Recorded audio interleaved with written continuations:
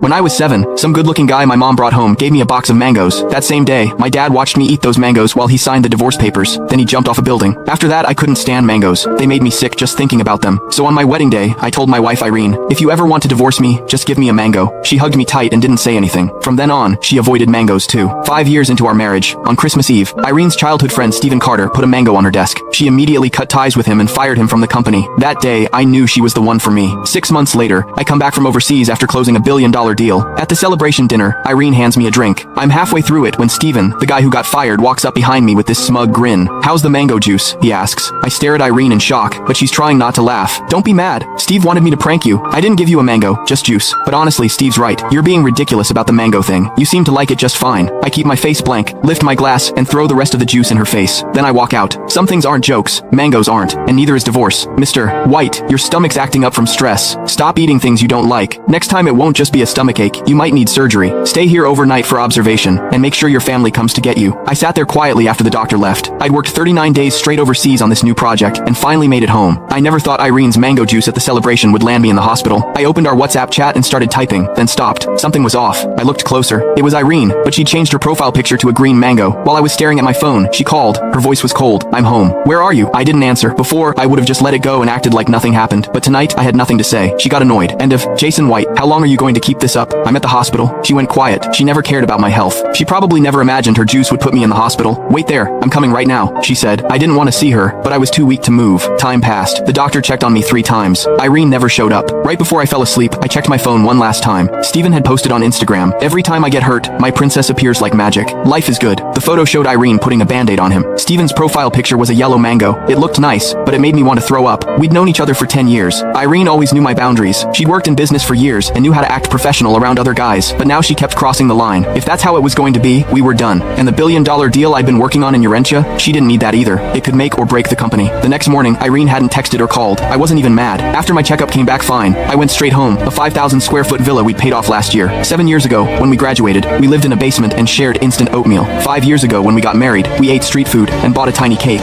Now I was alone in this huge house, licking my wounds. I figured I'd get used to it. I was looking over the divorce papers my lawyer sent when Irene came home. She reeked of men's cologne. Irene had sensitive skin and hated perfume. That's why I never wore anything scented for 7 years. Even my shampoo was unscented. Guess those rules only applied to me. She saw me on the couch with my tablet and hesitated. Steve got drunk at dinner last night and fell. I took him home. It got late and the drive was long, so I just stayed at a hotel nearby. That's why I didn't come to the hospital. I nodded and canceled another partnership on my tablet. Okay. Irene looked confused, like my reaction surprised her. She came closer and looked down. It's Saturday. Don't worry about work. I'm taking Steve to Paris for a trip. Wanna come? 7 years ago on my birthday, Irene and I took a $5 photo at a night market, one of those cheap ones, with a fake Eiffel Tower.